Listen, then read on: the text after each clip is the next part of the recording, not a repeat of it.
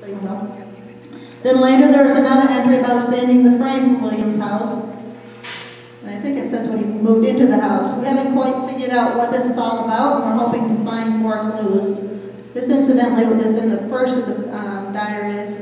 The diaries go from 1863 to 1917, and this was in the 1863 diary.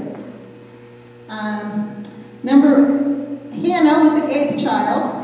She married James Layton, who was a cousin of Scott Layton, who was featured in our newsletter.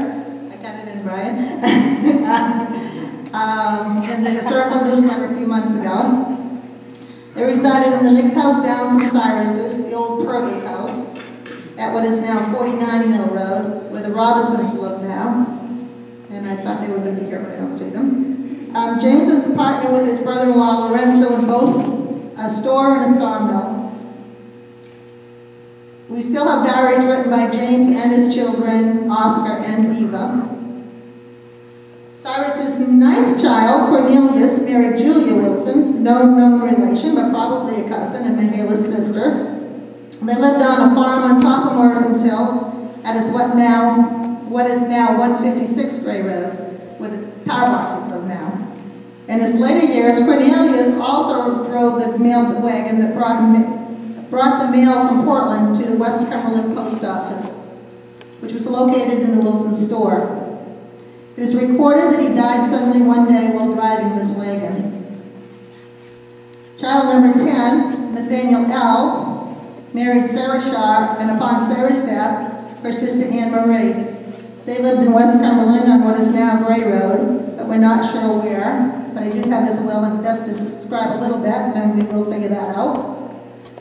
The 11th child, Amanda, I believe this is Amanda Augusta, married Eli Russell. They lived in Yarmouth. Their descendants came back to Cumberland. I believe they lived, but I'm not quite sure, in the Ethel Hawks house on Mill Road in Cumberland. Child number 12 is the one I find most fascinating. He was my great-grandfather, Lorenzo Hale Wilson. Lorenzo was born in 1837, lived his house at the farm or nearby. Lorenzo went by his middle name, Hale, as much as his given name.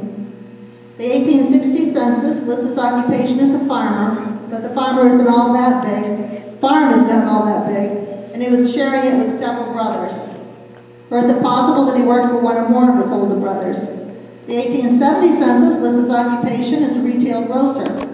We know that he worked in his brother William's store, but we haven't figured out exactly what the relationship was. We don't know if he was an employee, a partner, or maybe the store was a joint venture with all the Wilson siblings sharing in the net profits. Lorenzo ran a dance hall upstairs from the store, Wilson's Hall.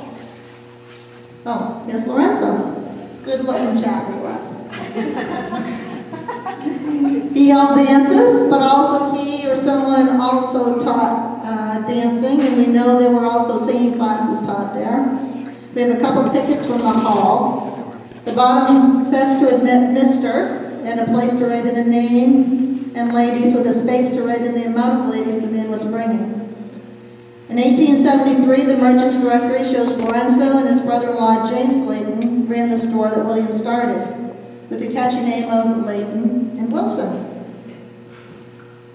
William is listed as a farmer, but he probably at least collected rent. We have donated many receipts from the store to the society here, and we have many, many more. I'll stop with my direct ancestry here for a little bit and go back to the Wilsons on top of the hill. While we were putting together this presentation, we decided it was easier to talk about a specific house than it was to try to keep track of or recite all the names, but it still gets confusing even then.